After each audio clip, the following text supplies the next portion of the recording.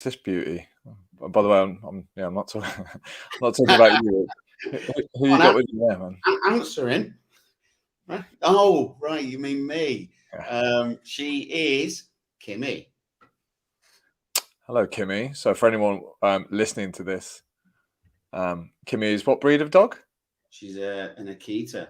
Oh, lovely, mate. They're clever fuckers. They are really clever, mate. She Much, is. much smarter than you, bro. You're gonna get outwitted there, mate. Oh, mate, without a doubt. She just gives me the eyes. Mate, she's beautiful. How old is she? Is she what? 10 weeks? 12 weeks? 10 weeks yesterday. What made you get a little dog, man? Well, we lost Sash in September, and she was 12 and a half. She was an Akita, and she was actually probably one of the big reasons as to why I'm still here and able to do this interview with you. So, oh wow, I didn't know you had a dog, mate. Before, when did you lose her? September. Oh, okay, quite recent then, yeah. Yeah, and she was an Akita, and I guess she was sent for me, let's say, because I had kind of, let's say, the bad times when I was having some particularly bad thoughts, and the thing that really kind of stopped me doing anything silly was I was like, fucking hell, I've got my dog, and yeah, it was some pretty tough times. So she was quite a special part of my life, really. Dude, have you seen Afterlife? Yeah, man. Yeah. Same kind of thing, right? It's like, mate, I roared when I watched that because I was like, whoa, that's me. That's one of the few programs that like I literally cry and laugh at the same time. It's just genius. It's absolutely brilliant. Mate, he's got such a knack of teaching you a lesson, taking you to the edge of tears, and then in the next breath, you're laughing your head off with a funny lesson that you remember as well. I know, man. How's she settled in anyway? Is she keeping you up at night? No, she sleeps all night. Dude, where does she sleep? Next to me. That's why, mate. That's why. You're really serious? She sleeps in the bed, yeah? No, she's on the floor. On the floor, right next to me. So we've got a cage, which she's never been in. She won't go in. And we only picked her up Sunday. So we've had Sunday night, Monday night, Tuesday night. What are we today? Wednesday, yeah. So, what are we doing? And she just chose to lay down by the side of my bed, which is pretty much where Sash always used to sleep as well. When I had Benson, mate, the first 3 nights were horrible because I was adamant. Like when I picked him up, she said, "Look, he's going to be a big dog. Don't let him get on the couches. Don't let him take the piss from the start. Like get him trained well." So I bought a cage and put him in that at night in the kitchen, and I went up to bed. And the first night, he just cried his little eyes out, man. It was the most painful noise ever. And I left him for a few hours, came down, gave him a cuddle, put him out, did the same. And every time I put him back in, he'd cry. And for about 3 or 4 nights, that happened. And about the 4th, 5th night, it started to settle down. It was a tough ride, though, mate. But I had to. I thought, right, I've got to be a little bit mean here so that he can just sleep. And he was good as gold, mate. After that, he got used to it, and he was all right. And eventually, he just slept in the front room on his bed, and he was. Did he? Yeah, mate. Yeah, I couldn't let him come into the bedroom. Mate. It's too big. He's 80 kilos, bro.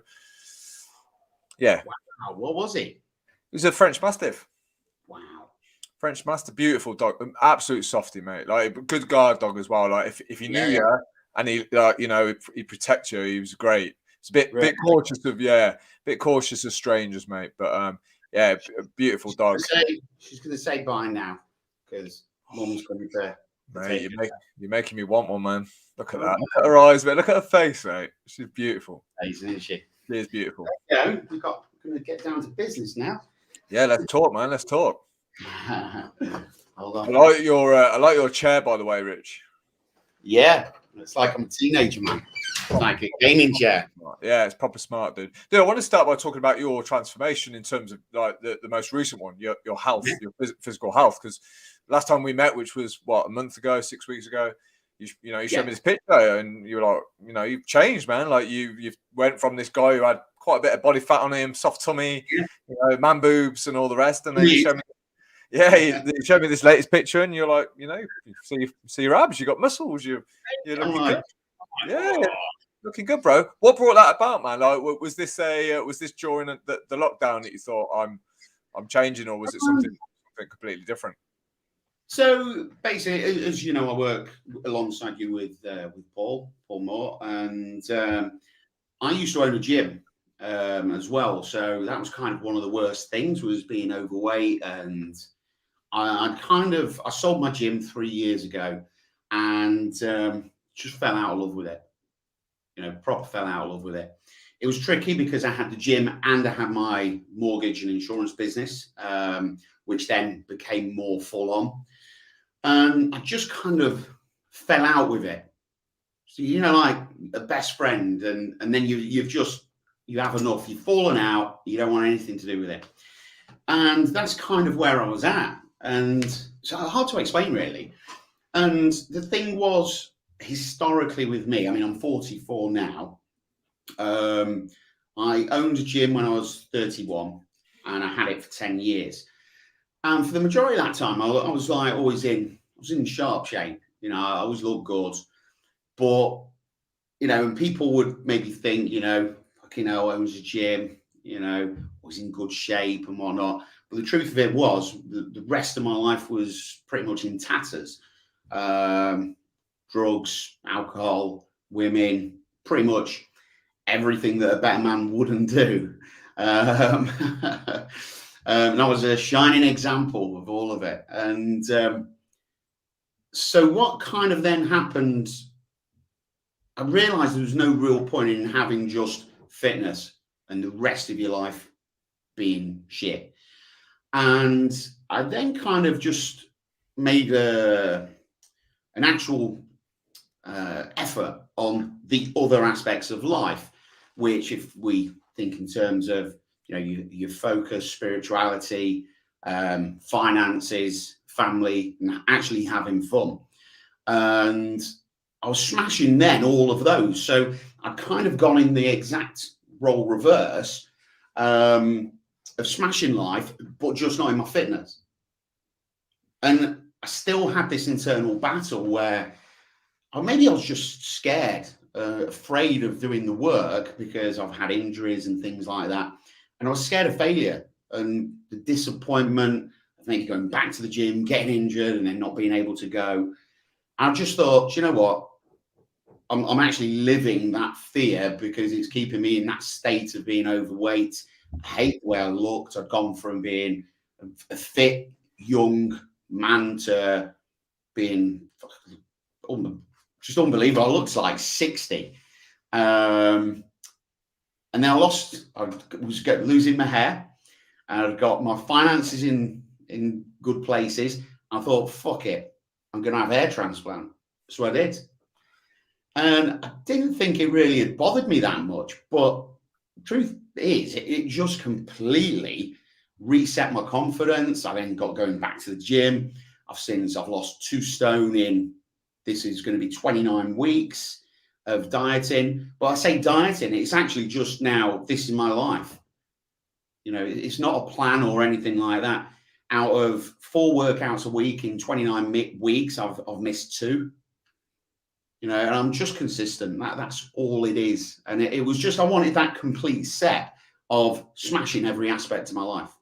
Yeah, it's such a shit answer. When someone says, how have you got in such great shape? And you tell them, and people are so disappointed because it is literally like you just said. It's just that consistency of, you know what, I eat pretty healthy and I don't really miss training. And so, but it's funny what you said at the start there, dude. Like, when other areas of your life weren't in a good place, but the gym was the one thing. I've seen this in a lot of guys. I went through this myself, or when my life was in tatters as well. The gym was the one thing that never suffered. It never waned. It was almost like that was my escape. That was my go-to. That was my way of dealing with things. Although it never solved the problem, it was the equivalent of having a couple of pints, just a bit healthier. It was my go-to, my escape. I don't know if you related to that as well. I still did all the drinking and everything else, but I think what really did me was I was 35. I was in absolutely amazing shape. All right. And I'd kind of fallen into being an online PT 10 years earlier than a lot of other people. I was killing it. It was going amazing. And I had a shoulder injury and completely blew my shoulder. And I ended up having 2 operations. But because of my age, at 35, the NHS weren't interested. Like, oh, you're too young. I was like, fuck off. Why wait till I'm old enough and can't do anything? Do the operations now, and then I can crack on with my life. I was like, I own a gym. And it actually took 3 years of going through the NHS to actually get anywhere. And then in the end, I ended up going private. And there was 3 years, and it was like a roller coaster because I'd have an appointment, I'd get someone to see me, and I'd go see him, and they go, come back in 2 years. I was like, 2 years? I own a business. I've got a gym. And I ended up on antidepressants.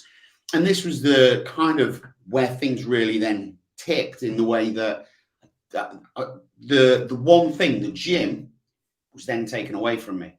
So that one good thing where I always had a 6-pack and good looks to kind of fall back on, it was just gone. So then all aspects of my life are in shit. And that was then, I just fell completely off the rails. Yeah, understandably, mate. It's hard when someone takes something off you that you love, or that's your escape, or that's your release, because we all need something to turn to during tough times, don't we? And the gym, let's face it, the gym, even if it is an obsession, it's a healthier obsession, in my opinion, than it is to cane the booze or to sniff the coke off the table. So, so when you had that time, then when when you weren't able to train, like obviously you didn't gain 2 stone overnight, right? Or you didn't get out of shape overnight, just as you don't get in shape. Like, was this like just a rapid decline, or was it you just slowly falling into habits that didn't serve you very well? No, it was pretty rapid. And then when I was 39, got in awesome shape again. But it's a typical, and this was probably the mistake I've made in quite a lot of aspects in life over the years. And over maybe this last year, that probably the most important lesson which I've learned, and I'll just urge people to apply this to every aspect of your life. It's just patience. Okay, it's just slow down. Okay, it's like this is my 29th week of training. If we go back in the past, I'd have lost 2 stone in maybe 7-8 weeks, 10 weeks, but I'd have been dead. I'd just been on the floor. I'd then get injured. I'd be burnt out. I'd be, 100% on the diet. I'd maybe be training for 15, 20 hours activity a week. So that would be maybe 2 lots of cardio a day, of weight session, maybe 5-6 days a week, and you can't, it's okay, but you can't sustain that. That's bro, like you're talking what, 7 months? Yeah, 6 months it's been. Yeah, I'm listening now. I'm thinking, well, that 2 stone in 6 months is still not, like, 6 months is nothing, is it? Like, if you added like profit onto your bottom line in 6 months, like an extra 10-15k, you'd be chuffed, right? And it's no different to the physique. So like, I think expectations is the number one thing that fucks most guys up. They just have this idea in their head that if I do this, I should look like this in X amount of time, and they can be way off. Not even close. But it's the old, you see women on Facebook, and I say women because it's a bit more typical with them. The Weight Watchers and stuff like that. They'll do the first week's diet and they'll maybe drop 7 pounds. And they're like, yes. And they've got in their head, they'll lose 2 stone. They think 3 more weeks I'm there. Yeah, just as right. Like that. And then the next week they go, this is fucking shit. I've only lost 1 pound. Right? Yeah, I'm 28, 29 weeks in. I've lost 2 stone, which is £1 a week. And everyone's going, you've fucking done amazing. Yeah, these are probably the same women that have been frustrated at losing £1 in a week. It's just £1. Just then lose it X amount of times. Yeah, absolutely. And it is like, I'd say women do kind of edge that race in terms of, the struggles with weight loss, especially on the scales and such. But I speak to a lot of guys, man, who are similar. They just do it better in private. They diet, or they they try different things. They get frustrated. They weigh. They have an image in their head. They want to look like somebody else on socials. And I think men face similar battles. They just don't vocalize it as much as women do. Women will be quite open, Rich, when they say, "I'm pissed off. I want to lose weight." Men are a little bit more look in the mirror, feel a little bit more ashamed, and just carry on doing what they're doing. Yeah. But being from the industry and everything in the past, I've just quite happy to trust the process. I've got a strategy that works. I have got injuries, so my strategy is I train Monday, Wednesday, Friday, okay, and the Saturday morning on legs. So the thing is, my injuries, by having a day off, they're fine. Okay, but there was about 3 weeks ago, me and my training partner, we did Monday, Tuesday, Wednesday, Thursday, and 4 great sessions. And by about Wednesday, I'm thinking, I could do this every week. I can up my training it. Well, by Friday, after I'd done the 4 sessions, my elbows were in bits and everything. I'm like, fuck that, I'm never doing that again. Right. Yeah. So, I know. Yeah, I know, mate. I know. I'm 4 times a week seems to be a nice sweet spot, I think. it's for me, yeah. Yeah, I'm, getting a bit older myself now. I'm like 4 times because I think me and you are the same kind of. We've got the same mindset. We like to train hard, so we don't really do the easy sessions. But yeah, I think those rest days, like I say, I'll do Monday, Tuesday, Thursday, Saturday with the occasional Friday thrown in, depending on how I feel. So that seems to be the sweet spot. But again, it's trying to, like I say, you don't want to discourage a guy that's listening who wants to go for it. But I think 3 times a week when you start. Well, I always say, look, if you're going 0 times and you can go once a week for the next month, it's fucking better than exactly right. Like once a week is better than nothing. Once you do once a week, like then build on 2 like that, because the hardest bit is the habit, mate, isn't it? It's the habit of going. Yeah. So I actually injured myself on Friday at Housing Gorge, Via Ferrata. Oh, did you? Yeah. I mean, I don't know if you can see here. Hold on. Oh, nice bruise. Yeah, man. That's absolute belter. But blow me elbow. Extra leg day, mate. That's the answer to that one. Well, this was the thing. I did that on Friday, Saturday morning. I was up at 6 o'clock in the gym doing legs, right, for 7. And then had Sunday off. Monday, I was in the gym at 5:30, still training chest. Flies, I can still get full weight. Did a couple of pressing exercises, just really low weight, 30 reps each set.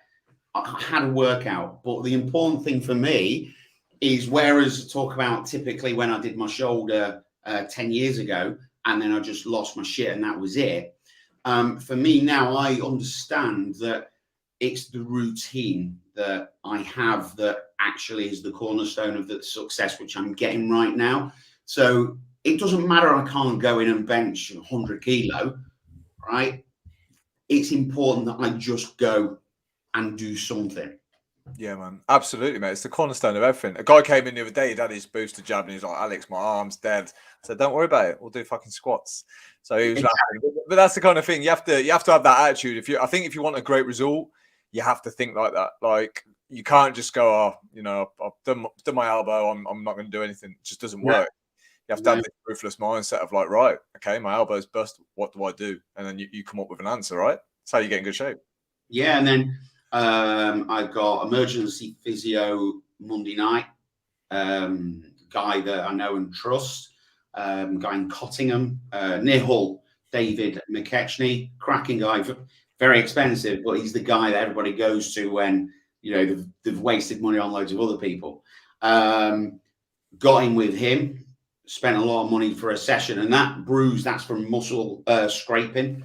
So I'm looking, I know and appreciate that going to the gym is part of my routine, protects my energy, which then enhances my chances of repeating big results every day. So for me, that's an investment to keep me doing what keeps my mind in a good place. Yeah, I get that. Do you train in a mainstream gym with other people? Yeah. So obviously, it's a private. It's privately owned. Yeah. Okay. Yeah. But there's 1,000 odd members there. Oh, okay. Yeah. I'm just not used to it, Rich. I've trained on my own for the last 7 or 8 years, I think. Oh, yeah. I've only been to a normal gym maybe a handful of times in that in those years. Right. So, yeah. What I love is I love putting on loud, angry music. Yeah. And I love just going a bit mental. The kind of mental where if you were filming, people would think you had some kind of issue. Yeah. Yeah. Yeah, mate. Just shouting a bit like Goggins type thing, just shouting out random weird shit. It's my space and time to go a little bit mental. Yeah. Without being judged by everyone, I can just shut the blinds, crank it up, get into the squat rack, scream, shout, cry, laugh, whatever I want to do. Yeah, it's a bit. I used to love that when I had my own gym. I used to go do legs on a Sunday night on my own. Yeah, great. Nobody else there. Shutters are down. Yeah, music's on. I just go kill myself, and everybody would be like, "Oh, you coming to the pub? What the hell are you going to do legs for on Sunday?" And it was almost some sort of attrition. Mate, I love going on a Friday night because I'm like, no, there's not many people in the gym on late Friday night, and I can't get off to that, man. I really enjoy that. Yeah. And the good thing about having your own place is if there's ever another lockdown, which I can just see come in, like I'm like, I've still got my gym. Yeah, it's fucking happening. It's happening. It may well, but crazy, mate. Let's worry about it if it and when it happens, and not before. I don't think they dare do it before Christmas, mate. I think there'd be such a revolt. I think people would go crazy. I don't think people would listen. I don't think they would listen. Yeah, so look, it's the impossible job leading the country, but yeah, I'm not sure they're doing a great job right now. But I think he's just not helping himself. You see that fucking Peppa Pig thing? No, I haven't. No, I don't watch it. I get all my info from Gogglebox, the one piece of shit TV that I watched, and it was on there. It was embarrassing. I can't believe you watched that. Yeah, I've got two things that are like what I call as trash TV that I watch. Guilty pleasures. A little bit of Gogglebox, which again I watch probably once every few weeks, and the occasional program called Dinner Date. Dinner Date. Wow. Yeah, I know, mate. So that's my guilty. I bet you've got a couple of TV shows that you watch that you'd never really like to tell people on a podcast. Oh no, I like a bit of I'm a Celebrity. Oh yeah, gone off that. Yeah, like that once a year. It was a travesty that Ginola didn't win. Who? Ginola. Ginola, yeah, man. What a player. Yeah, exactly. Ex-Spurs player, mate.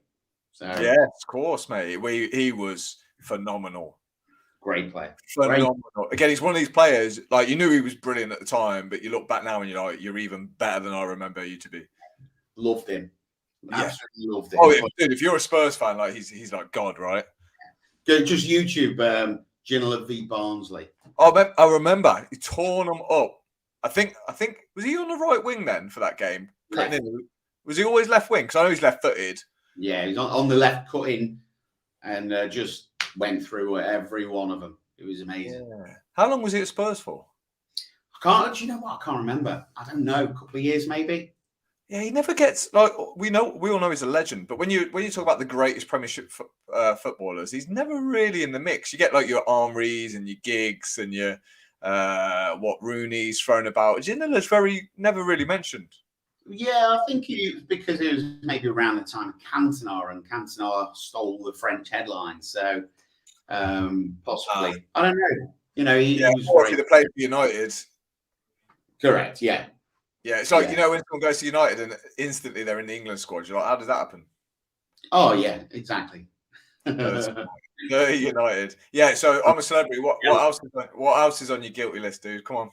Netflix. I'm a Netflix fan. I don't really watch TV as such because, I'm up at 5 in the morning in the gym.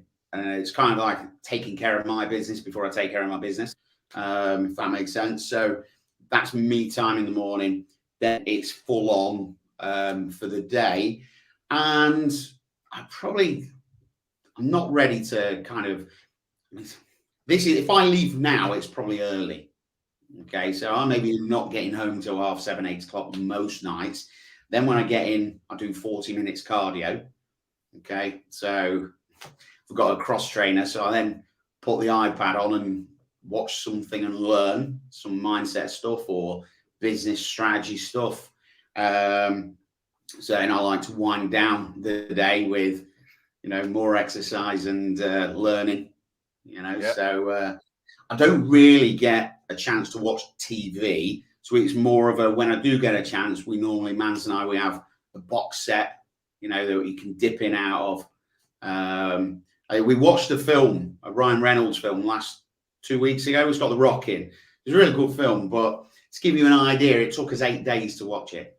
Right. Okay. Yeah, I've seen that one advertised. Yeah, I traditionally do like a bit of maybe Friday or Saturday night TV. That's it. I'm like you, mate. I just do not have time to watch it on a Monday, Tuesday, Wednesday, Thursday. It's just not on my priority list. No. And then if I do, like the other night, I had a kind of like rare little bit of time to put it on. I just end up like flicking through Netflix, deciding what to watch, which takes me about 45 minutes. And then by the time I've decided, I'm done now. I'm tired. I'm going to bed. So I'm like, I'll watch that when I've got time. And that's what I spend time doing. There's a good one we watched recently. It's called The Chestnut Man. Okay. Mate, there's so many recommendations. It's hard to know what to watch, man.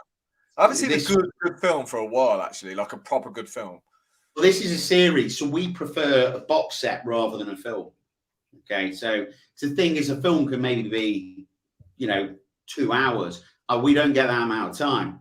So we like a box set where we can just watch one episode, right, at 10 o'clock. So we'll watch something between 9 and 10. That's kind of our fun thing to do. And we'll do that most nights. So between 9 and 10, we'll watch one episode of something and then it's gone. But, I mean, we've watched a lot of shit. Lots of stuff. Yeah. So what time are you eyes shut on the pillow if you're getting up at 5 a.m. every day? What's your routine on that? About 10. About 10. So about 7 hours sleep and you feel good, yeah? Yeah. You start getting old and you need less sleep, apparently. So. Really? Yeah. 7 hours is my sweet spot as well. 7 hours is my sweet. And even more than that, I feel tired. Any less than that, I feel tired. Well, I get quite tired anyway, but I think it's about 7 hours. About 7 hours is good. So yeah, mate, well done. I think, like I say, seeing those pictures of you has been incredible. So now that you've got your fitness in a good place where you want it to be, you're saying now that all those areas that were out of sync, are they now back level and where you want them? Like, where's life looking like now compared to where it used to be? Well, no, they were all great, and it was the fitness that was letting me down. So I'd gone complete role reverse, whereas previously, years ago, the fitness was all I had. And then since starting working with Paul and getting to know yourself, and it's a lot to do with your environment and the people you hang around with, isn't it? And it was just kind of like, I'm smashing it, but I should be smashing every aspect. And so fitness was the one last thing. So I was like, right, got myself a routine, found something that worked. I'm very fortunate. Mans, she's amazing. She preps all my food. All I have to do is eat it, go to the gym, 5:30 in the morning, go to work all day, come home, do my cardio. And she's like, it's a fair trade because she's now got a fitter looking fella. And, hopefully I'll be around and live a bit longer. So yeah. No. So let's before we move on and talk about money, which is what I want to talk about a little bit. When you say, obviously, let's rewind a few years back when your fitness was in a good place, but the rest of your life was not on point. Like, what was going on for you there? And like I say, in terms of like what we do on this podcast, the Better Man, we like to talk about these kind of things and get bring it up because it's an important topic. I think at one time most men experience, not being in a very good place. So what was happening for you around that time? Lots of stuff, really. I think it's always been kind of a running theme of my story in my head of not being good enough, and stuff like that. My dad, he was an alcoholic, which I really struggled with for many years, probably until I was about 40, in fact. Dad died about 20 years ago, last month.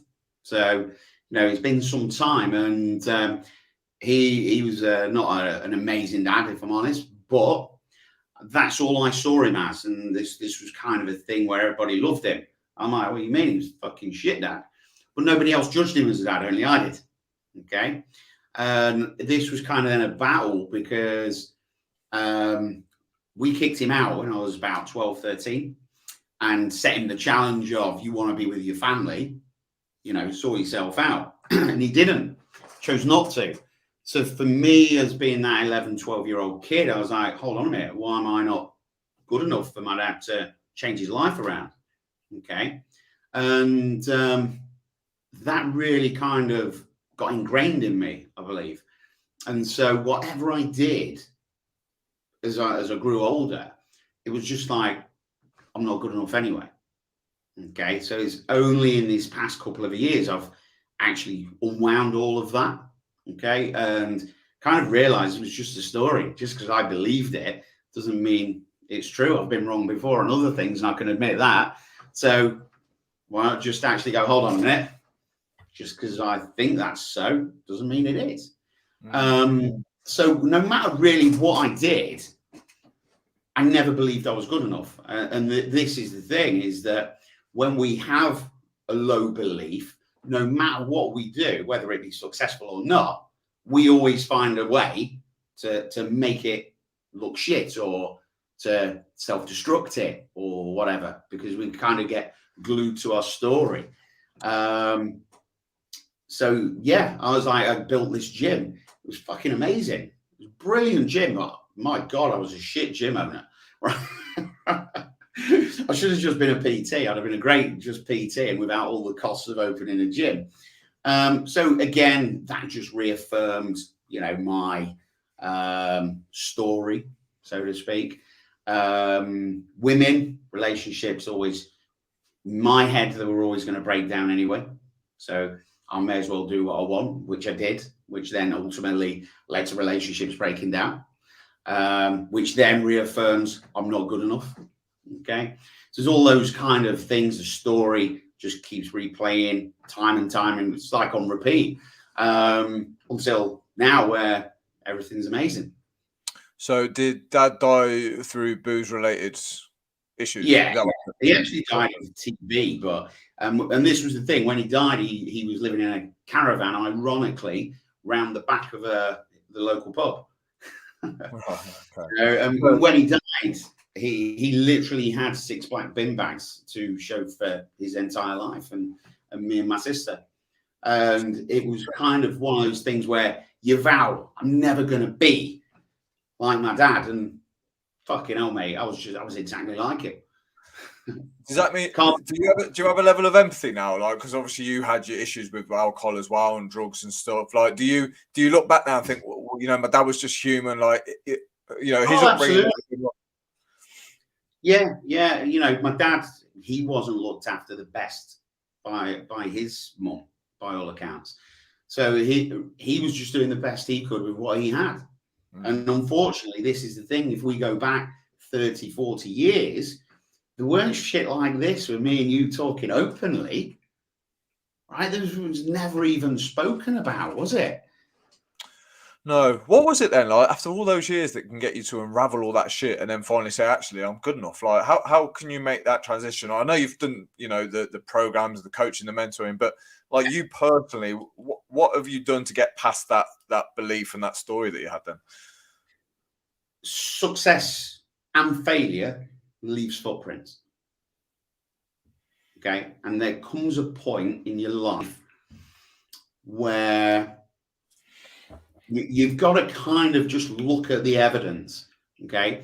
And I think a lot of people are scared to do. They're scared to try because they're scared of failure, which in effect actually leaves them like glued to the place that they're scared to be.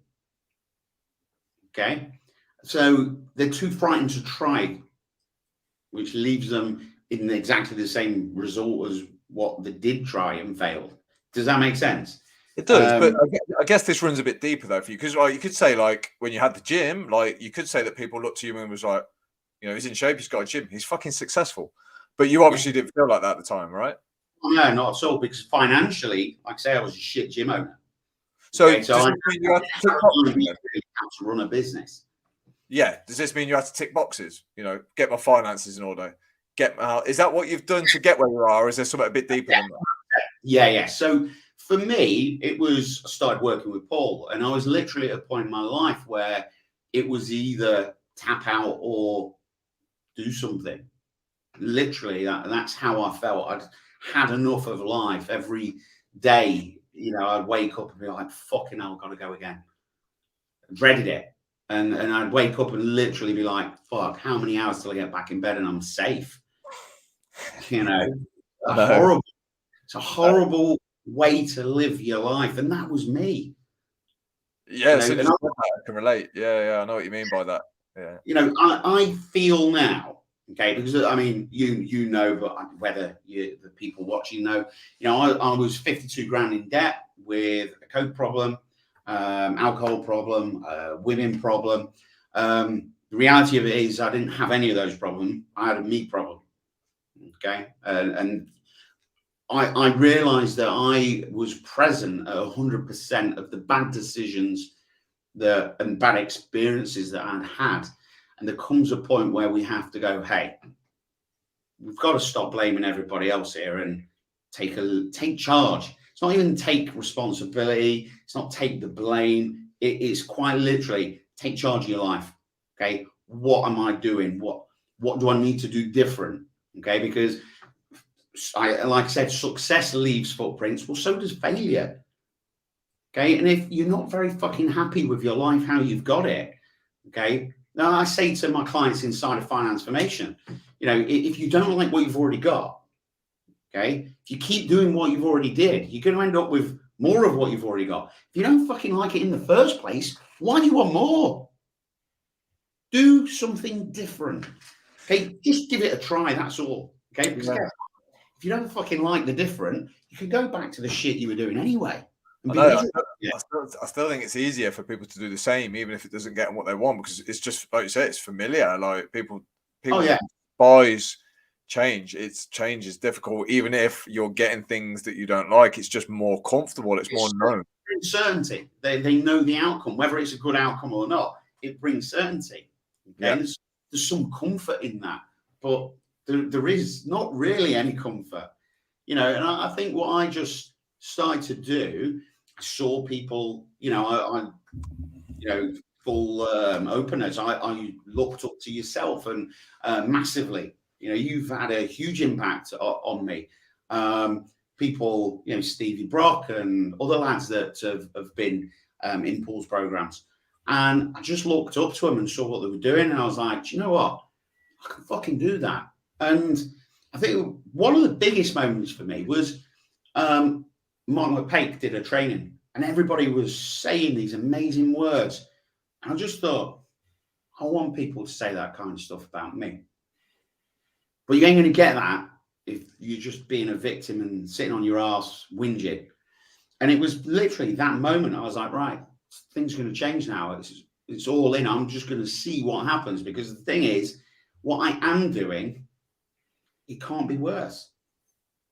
And so I did. And just literally ever since then, amazing stuff has just happened in my life. And I'm like, hey, this is pretty cool. Why would I want to stop? Yeah, mate, there are real benefits to hitting rock bottom. Oh, yeah, without doubt. Without doubt. Hitting rock bottom was one of the best things to ever happen to me. Like you say, yeah, because you go, right, I'm done, I'm finished, I've had enough, or you go, I'm getting up. Absolutely. It forces you to make that decision. Yeah, doesn't it? It forces you. And look, we're fighters, man. Like we're tough people. Humans are tough. So most of the time, people make that decision. That's why, like Jocko always says, it's a good thing. Like, yeah, when you hit the bottom, say good, because I can only go up now. I think it's absolutely good. Yeah, it's a good. Bottom's a great place to be. It's not so good when you're on your way down there. Yeah. Because all you're thinking is, shit, when is this going to end? When you're there and you literally go, I fucking had enough of this. No more. I'm sick of my own bullshit ways. I'm sick of my own bullshit excuses. I'm sick of my own bullshit bad decisions. Okay, because this is the thing. Right? There might be people listening triggered to fuck because they like blaming other people, but you are responsible. You are in charge of absolutely every single decision that you make. Okay, and if success and failure leaves clues, where are you at in your life? Right? Because if you're in failure, I'll just look backwards at your decisions. Okay, because I was 100% responsible for the shit state I was in. Yep. No, you've got to, and they're both slow processes. You don't wake up a failure. Like you habitually get your way there. Do you know what I mean? Yeah, it's a long journey to be a failure. Yeah, but we Yeah, it is. It's a long journey. We lose sight of that. We think that we've just got here. No, we haven't. We've been spending years. So when I look back, from the age of 16, I was on a bad path till the age of 30, all the way, slowly like that, until eventually you're like, I can't go any lower. I'm done. So then you start the other trajectory, don't you? 100%, mate. 100%. I mean, I was like, really, probably age 21 to 40. Yeah. Yeah, 41, 42. So, I mean, I'm 44 now. I've had like 2.5 good years out of all them. Fucking jeez. I know, it's crazy. It's crazy. And that can cause some fear, because I'm like, well, I'm just starting to like find out that life's okay and can be good. Like, please let me experience a bit. Like, don't take me early. Don't get me ill. Don't take my parents. Don't just let it be good for a bit, because I haven't tasted it. It's funny you say that, because I think the same things. Yeah. I've never even said that.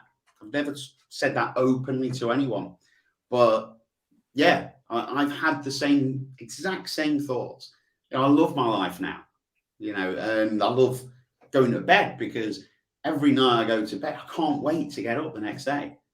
And it's complete reverse to, I couldn't wait to go to bed because, that was my safe place, and I dreaded getting up. Going to bed and can't, not waiting to get up in the morning to live your life because you love it. That's a good place to be. Yeah, absolutely. I'm doing the training for the lads inside the Betman tonight, and there's a drill called X marks the spot. So, you write birth, and then you write, like, when you think you might be around to, so let's say 80 years of age, and you put like the X of where you're at now. So, if you're 50, you're like, you see this line shorten, and it does expand a bit of fear, and it shows you like you might not have that much. So the idea is that it encourages you to fucking move. Yeah. And not waste time, because I'm big on not wasting time at the minute. Probably because of what we've been through. We know how precious it is. Like you, I want to enjoy like every day if I can. Yeah. And the thing is, as well, as you do get older, you do kind of start thinking, hold on a minute, we're on the countdown now. Right. You've always been on that countdown, bro. They say every day you die, man. Every day you die a little bit. I'm like, I'm over the halfway mark, because I've done some shit in my life. I ain't making it to 88. Right? I'm fucking telling you.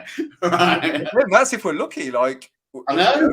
I found out one of my clients of old. Like, she's a beautiful woman, and she's only 40. She's got this terminal illness now. Not going to live any longer than a few months. And you're like, we think that we've got till 80. And Jeff Thompson always says to me, Alex, never fucking assume that you've got like any amount of time. Like, do shit now.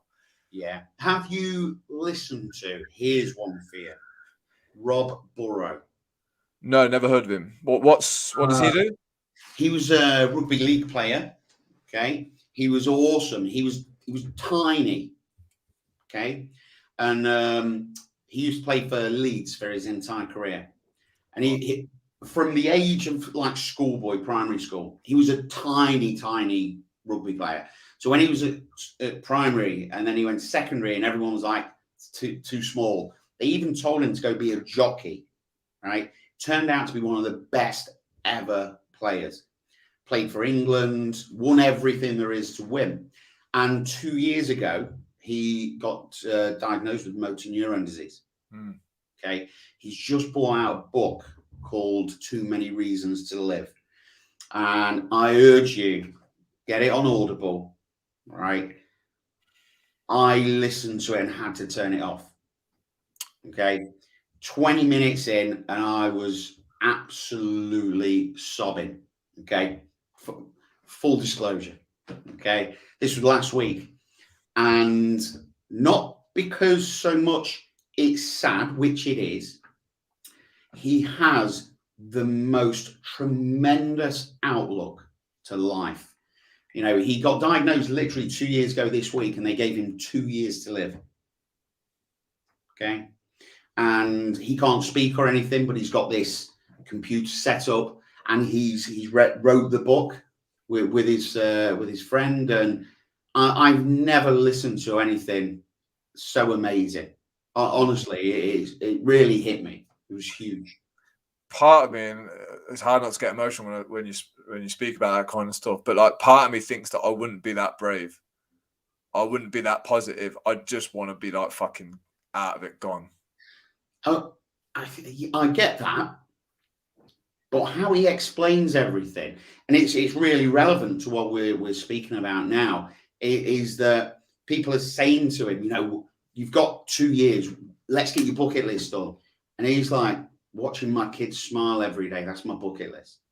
Mate, it's so weird you say this. Again, this training that I'm delivering tonight, it's a little bit deep and a little bit kind of fucked up, but it's saying about the bucket list again being one of those distractions where we just try and like pick these random things to try and make us feel good, when in reality, like when we come back to it, it's the day-to-day living that we need to focus on more. Do you know what I mean? And that made total sense to me. Like, you know, you can go and climb Kilimanjaro, but if you come back to the job you fucking hate, good luck with that, you know? Correct. Yeah. I would say go climb Mount Kilimanjaro, but love your job that's helped get you there in the first place. Yeah, absolutely. But I think we do this. I think we buy a lot of things, or we might have been guilty in buying a lot of things, or being distracted with our time, so that we don't have to look at this stuff, because this stuff is really hard. Like, no one wants to speak to me about death. I can speak about it, but not many men want to have this conversation with me. So I'm glad you're up for it. Yeah. It's fascinating, and I like the deep stuff. You know, that's, I think, what has helped change a lot of my mindset. It's like Conversations with God, the audio. Mate, it's crazy, but you know what? I loved it. I need some of that in my life, because if I get too much on the business stuff, I lose sight of the important things. So I need a bit of that. Yeah. Dude, this is a great time to bring in the money talk. Yeah. Probably, you've helped so many people that I know get their finances in better order. And when we spoke last time, we said, yes, fitness and health is good. Everything is good. But if your finances are a disaster, like, your life is not as enjoyable as it can be. It's more stressful. You know, you're worried about paying the mortgage. You're in debt. It's not a nice place to be. So, like, where does money sit for you now? Now that you've got this new perspective on life, you're enjoying it. Like, how much of a role does money actually play in you being happy? Massively, but also very little. Mainly because, and that's probably the weirdest answer I could ever give. Oh, it makes sense already. Before I let you explain it, I totally already what you mean. So the thing is, years ago, we go back nearly 20 years. I was earning 70 odd grand a year. Okay. And I was massively in debt, spending money I didn't have on things that I didn't really need or want to impress people that probably didn't even like me. Okay. And it was all about what people thought of me. Okay. To the point where then I've drummed myself into this 52 grand's worth of debt with drugs, alcohol, material things, and just a life of misery. Okay. So all these people that say, you know, money's the root of all evil, is it fuck? Right? It isn't. Right? The lack of money is the root of all evil. Okay, that is the actual phrase. It's the lack of money is the root of all evil. Okay, because when you haven't got enough money, it turns good people to do bad things. Okay, but for me, going back to my answer, I work with money now, so I actually make people's dreams come true by raising money for them as a mortgage advisor. Which I get handsomely rewarded, to the point where I have 3 staff, you know, because for me, my depression got really bad when I actually started mortgage advising, strangely enough, because I was working from home, never left the house. And I split with my girlfriend at the time. I remember my mate coming round, knocking on the door, and he always lets himself in, and he couldn't. And it was about 6 o'clock in the evening. He came in, he couldn't. I'm like, what are you doing? Come in.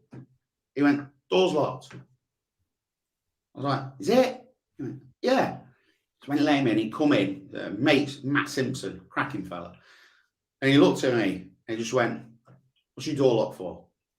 6 o'clock. I went, I don't know. When's the last time you fucking went out? I was like, great question.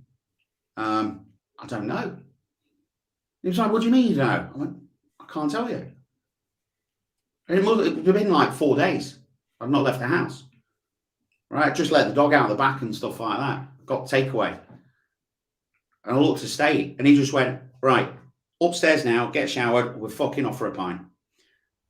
And that was actually, it scared me a bit. So I was like, wow, shit. But my income was going up, but my mindset and my mental health was going down. And what I struggled with as over the last 7 years was that as my income went up, my mental health went down and down and down. And the more people were praising me and saying, Richard, you're amazing. Thank you so much. You've made our dreams come true. And all the evidence was there, but it didn't fit with my story. So I had this internal thing going on where I'm like, nah, that's bullshit. It's not true. But the evidence was stacking up against me to actually being pretty good at something, right? And it blew my mind, right? And I say we, but I would always then find a way to lose the money or whatever, okay, spend it on stupid shit or whatever. And over 12 years, I actually paid off my full debt. I'm now in a position where business is booming. It's phenomenal. We don't advertise in any way. That's about to change. Like I said, I've got 3 staff because I don't want to live life alone. I want to share and not just make, clients' dreams come true. I want to give opportunities to people that are close to me and work with me. Because I look at them as family. They're not just like people that work for me. But the weird thing is now, business is amazing. Probably got more money than I've ever had. And I spend less than what I've ever spent. Because my joy is around me. Okay, my good times are around me, not in material things.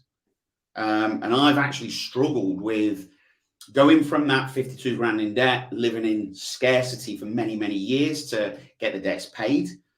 I've struggled with then allowing myself to be rewarded with the fruits of my work, which is a hard mindset to be in. So that's something I'm working on.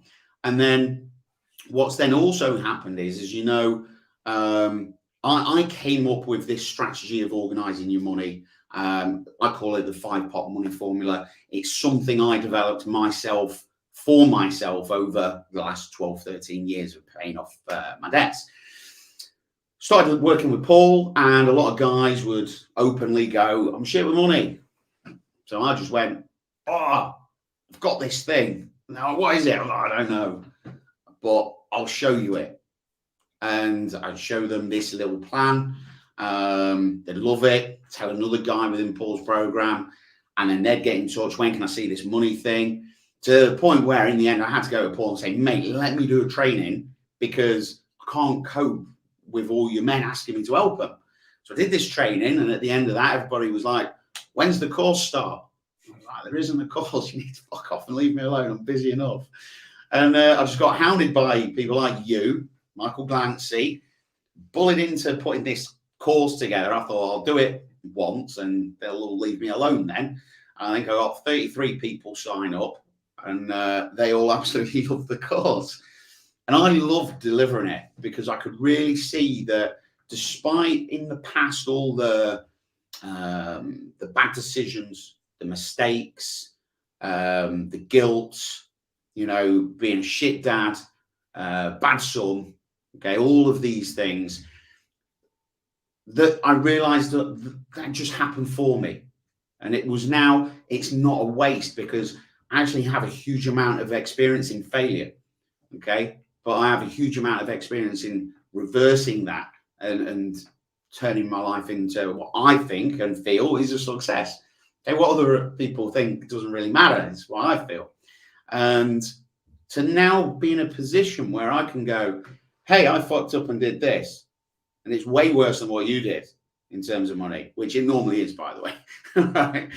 To then be able to use those failures into lessons to give and pass on to other people, it's phenomenal. It's almost like I've found this purpose that fills me up, and I still remember how it felt to wake up after, wake up and 3 seconds later, I'd just be like, life was ace for 3 seconds.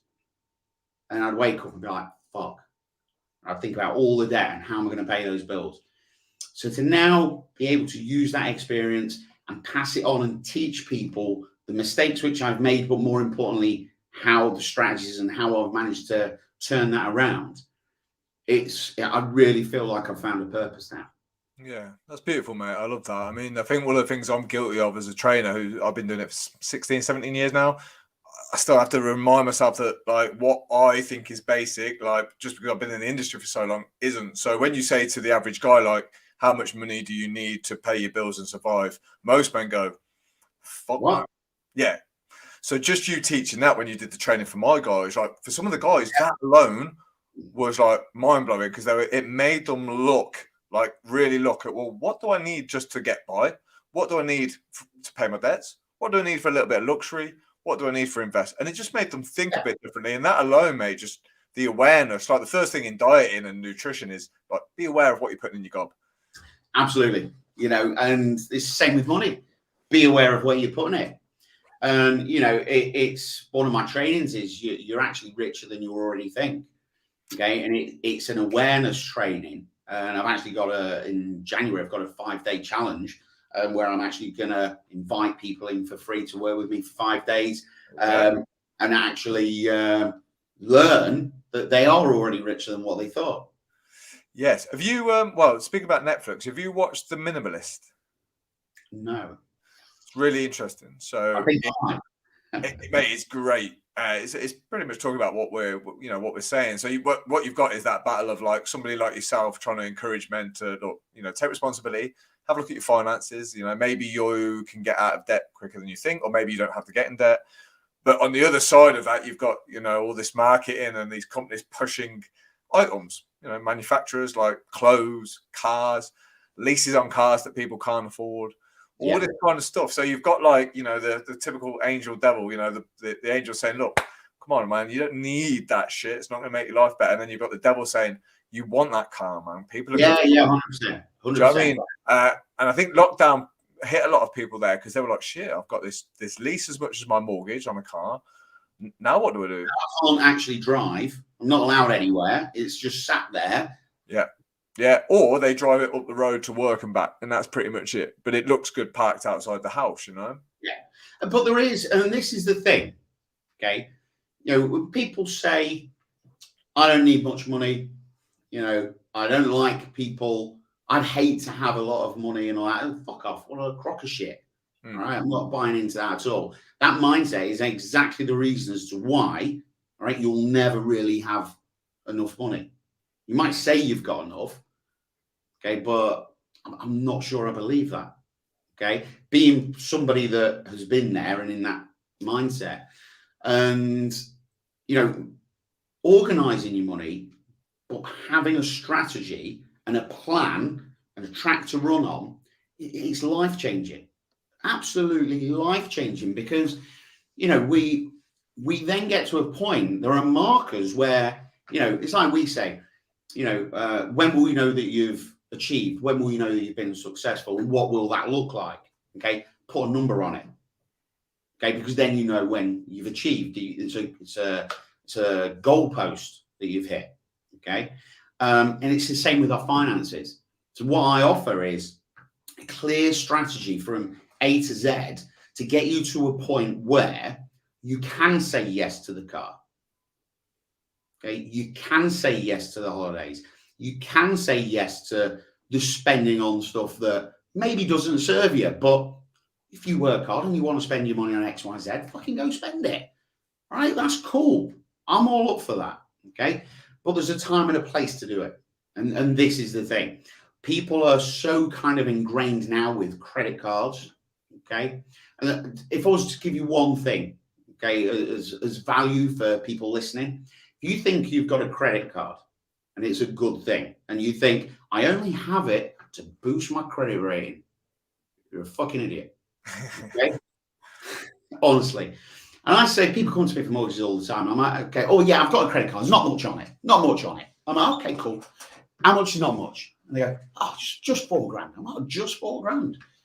Oh, I wouldn't mind someone coming up and giving me £4,000 right now. But that's not much, is it? Right? And you go, okay, cool. It's not much. I understand that. So at £4,000, okay, they're probably paying what, 30, 60, about 120 quid a month. Okay. Which I then go, okay, so how long, just incidentally, have you had just £4,000 on your credit card? And it's normally, 3, 4 years. Well, I could pay it off tomorrow. Could you, for? Right? They always say, I could pay it off if I wanted, dickhead. If you did and you'd done the maths, you would have already paid it off. All right? Because if you're paying 120 quid a month, right, times that by 12, 1,440 quid. Times that by 4, right, you're almost at £6,000 over the last 4 years of just having £4,000 on your credit card. Yeah. How much have you still got? £4,000. Brilliant. So you've paid 6 to still have fucking £4,000 on your credit card. Right? You're literally renting a debt. If all you're doing, okay, is paying that minimum repayment, okay, you're renting a debt. You are literally saying to someone, here, take that money and look after that debt for me. Absolutely ridiculous. Strategy is quite simple, isn't it? It's like same in finance, same in fitness, right? If I told you that, well, as you know, the strategy to get into good shape is ridiculously easy. It's the mindset around money. It's the mindset around fitness and health. Patience. Yeah, patient, but strategy as well. Like, it's important that you have most people don't really have a plan. Yeah, most people don't have a plan. So, I'm trying to get in good shape. Okay, cool. Like, show me your plan. I'm just trying, man. I'm just trying my best to eat healthy. It's not really planned. Dude, I've never had a credit card. I'm 37. I've never had a credit card. Keep it that way. I once had someone come to me, right? No word of a lie. 37 grand on credit cards. They looked at me and went, I only got it to boost my credit rating. I went, oh, really? How'd that fucking work for you? Right. It's, and what I try and do is be completely open and blunt and tell people, if you've had a credit card with £4,000 on it for 4 years, if you had that £6,000 now, what would you do with it? Because you've just given it to a bank. That's literally all you've done for the privilege of still owing £4,000.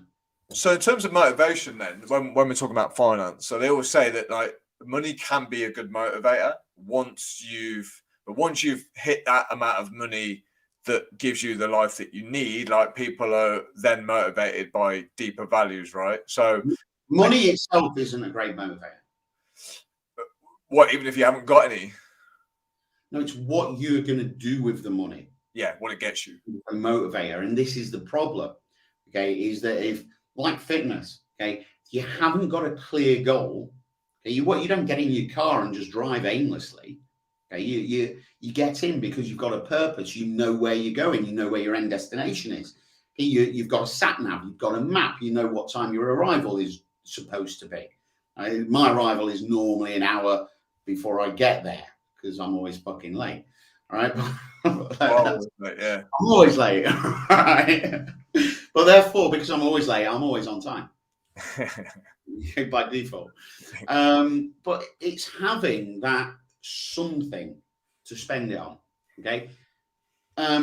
It's people spend money on alcohol and drugs. It's because of that precise moment, okay, that they've not actually got anything better to spend their money on.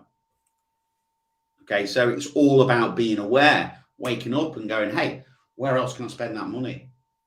What means more to me? And that's the thing, it's picking things that mean more to you.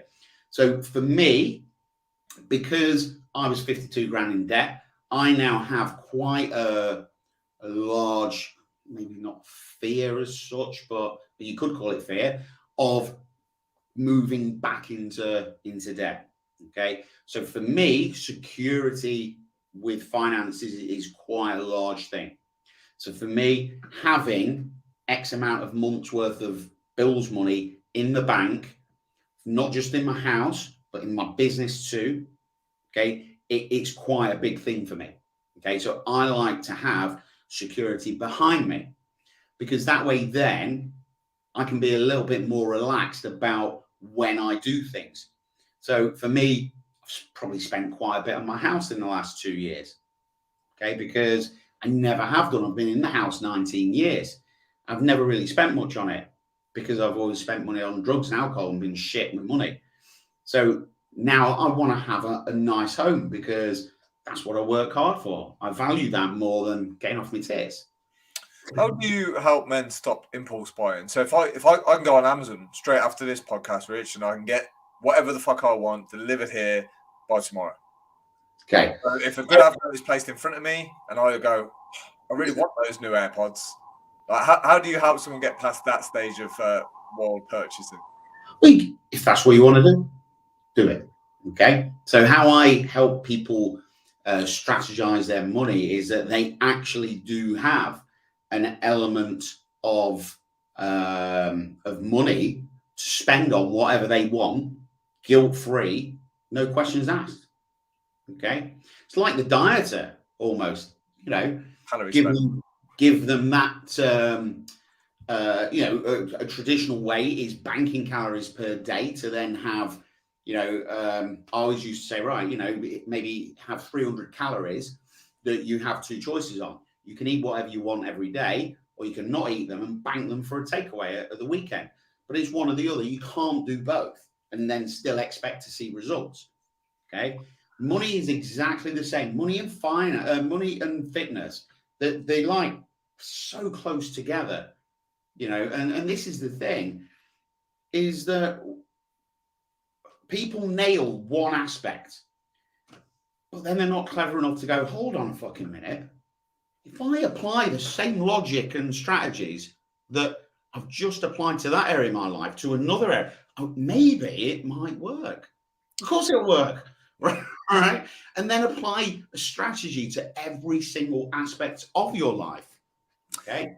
Yeah. No, 100%. When I look at fitness and finance, like the similarities that I've got. So for me, one of the biggest things I did in finance is, one, not pay myself too much, and two, automate things. So automate saving, automate the amount of money that I get. So I don't think, just like I don't with my food plan, the more decisions I've got to make, how much money shall I put away this week? How much money shall I spend? Don't do any of that. It's like, Alex, you get this amount of money each week. And same with my food. Same with my food. Same with my training, Rich. It's like, this is what you're doing this week. Boom. No more thinking. I do exactly the same. Okay. So I pay myself a set amount every month. Doesn't matter what my business earns. Okay. I just pay myself, and it's nothing amazing. It's not fantastic or anything.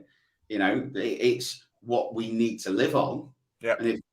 And it allows us to save as well. And we're in a position where we can put money aside. We have an account called our dream account, which is that builds up every month to do stuff that we want to do. And we can do that guilt-free.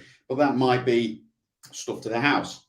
That might be going on a holiday, if and when we're allowed properly. It can be anything that we want as a joint decision.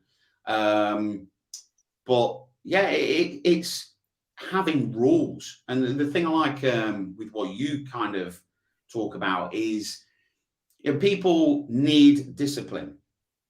Okay, they might not like how that word sounds. Okay, but without discipline, there's anarchy. Okay, and then it's just fucking chaos and misery. Okay, so people come to me and they go, yeah, but Rich, I like the sound of all this, but I like to spend my money on what I want when I want. And I go, amazing. How are you doing with your money right now? And they go, oh, fucking shit. I'm like, great. So how's living that moral, how's it worked for you? Oh, actually terrible. Brilliant. If you had a few rules, you think you might be in a position where you've got some money behind you, and then you can spend money on what you want when you want. You're just doing it without the fear, the guilt, the overwhelm.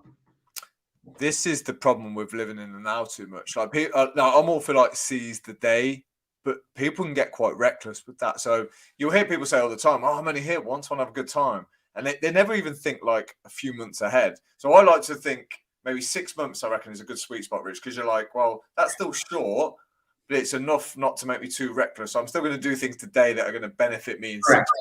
Yeah. And as well, if you need to think as well, if anything goes wrong in life, okay, I need to have enough money there. Like COVID, you saw everybody lockdown, yeah. Right, first lockdown, everybody losing their shit on Facebook, right? Going absolutely fucking mental, right? All the self-employed people that have lied on their tax returns for years, moaning that they've got 80% of fuck all. Sorry, mate, gonna have to go on your fucking mattress now, aren't you? Right? No sympathy whatsoever, right? It's the way it is. Okay, but they were still moaning. You're like, geez, give it a rest. Pay your taxes like everybody else, and then, you know, maybe we won't be in this position. But it's having enough security to allow that if another COVID, and when I say that, I mean your next COVID could be having a heart attack, could be getting cancer, it could be a family member losing a job, you know, it could be anything. So when I say COVID, what I mean is an event that could set you back. Okay, I always feel that I want enough behind me doing nothing, it's not earmarked for anything, just for security to make me relax, knowing that if something goes wrong, I can buy myself time. And that's all it is. I can buy myself time to come up with a solution, do something, create something, whatever it is. But it's about buying me time. Yeah, you can't argue discipline. Like, I'm sorry, like, I don't think there's a good argument against it. So it sounds dull, it sounds boring, it sounds like a huge sacrifice, but anything good. So when you see these dream lives that people are living, behind that, there will be an element of, well, not an element, there will be a stack of discipline. Same as the person who drives a nice car and can pay for it comfortably. Yeah. That's the difference. Yeah. There'll be a real element of discipline. They go to work, they repeat the patterns that get them what they want. The guy in great shape, what does he do? He's disciplined. Like, the things you want are in the disciplined man. Of course, 100%. You know, and then people go, "Oh, I'd love to do that." All right, well, fucking do it. Yeah. You know, what's stopping you apart from you? Just well, it's exactly that. I think it's the hands up time, and you have to admit, A, discipline is something that I need, and B, I might not have it right now, and that's that can hurt a man's pride when you really look in the mirror and you take your shirt off and you go, wow, I'm 4 stone overweight. My discipline and self-care is way off the charts. It's nowhere near where I thought it was. Same as when you look at your bank balance and you go, well, the reason I haven't got money is because, well, look around me. I've got this big lease on the car. I've got this big 70-inch TV behind me. Yeah. This is why my decisions, and you've used the word poor decisions a couple of times today, but ultimately that's what will get us where we are, the decisions that we make. Yeah, because we have a choice. Mm-hmm. We have a choice. Right? You are living the life that you deserve. Right? If you think the world owes you a fucking living, get over it. Jesus Christ. All right. The world owes you fuck all. No one's going to turn up and save you. The only person who's going to save you, right, is you. Just pull your socks up, pull your pants up, and just fucking get on with it. Yeah. Right? I get it, because I've been there. I've been there. Right? But I can assure you, from being the guy who's had nothing, right, or had everything and lost it, whichever, it really is that simple. I'm not talking from a guy who's got £1 million in the bank. I only paid off my last debt just over 12 months ago. Christ. So I'm not sat here looking down on people with, shunning eyes or anything like that. I'm the same as you. I've been there. I've been worse. I've done stupid shit. All right. Tell me you a story and I'll probably tell you I've done it twice as bad. And I'm not just bragging. I probably really have. All right. But I can assure you, it really is just making that decision and getting on with it. All right, because no one's going to save you. All right, no one's going to help you because everybody else has got their own problems and their own shit to deal with. Okay, take charge of your problems. Ask yourself, what aspect of my life am I not happy with right now? Okay, and then what are you knowingly doing that's preventing you from getting it? For me, I was too busy. What's my solution? I get up at 5 a.m. and go to the gym. People think I'm fucking nuts, but they're then going, wow, Rich, what a transformation. You look amazing. Like, yeah, it's because I fucking get up at 5. Just make the decision. You got to decide what you want. For me, now I love my life. There was times when, I'm probably lucky to be here. Now I love my life and I want to stick around as long as I can. For me, going to the gym and training. Before, it was all about looking good and pulling women. Simple as that. That was all it was. It was ego only. Now, looking good is a byproduct of me feeling good. Okay, so I go to the gym now. I eat good food. I don't drink. I drink once a week.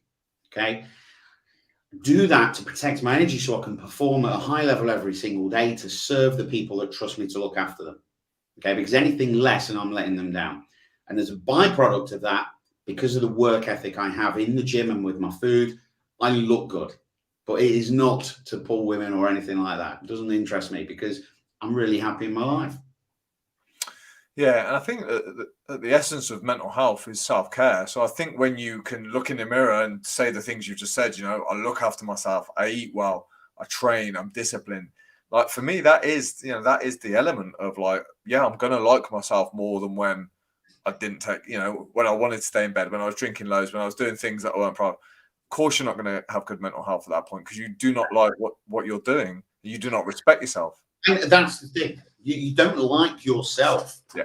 Okay. Because, and what I found was that the more I did what I said I would do was directly related to how good I felt. It's a bank account, dude.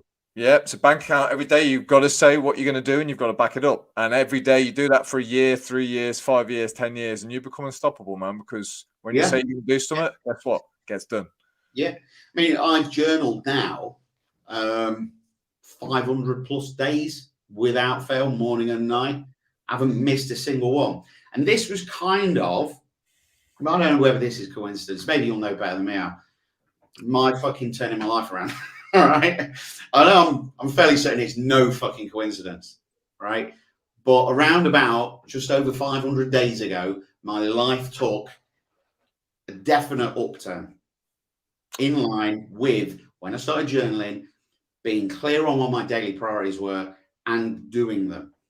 Yeah.